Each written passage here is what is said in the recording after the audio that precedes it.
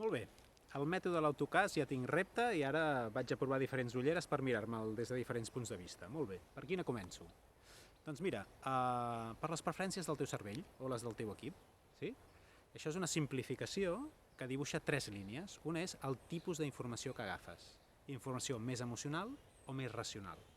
Sí? Després una altra línia dibuixa com tendeixes a decidir, avaluant o provant. I una tercera línia dibuixa què tendeix a motivar-te. Si les coses concretes i el curt termini, aconseguir, o els projectes i les idees a llarg termini. D'acord? Clar, en funció de quin tipus de repte tinguis, per exemple, tinguis reptes de relació, i tu estàs posant molt de focus en la informació racional, possiblement et costarà més col·laborar.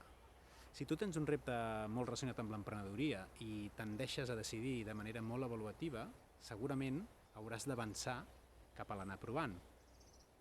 I potser si tens aquest mateix repte i tu estàs molt centrat en la consecució a curt termini, potser et faltarà generar-te visió a llarg termini.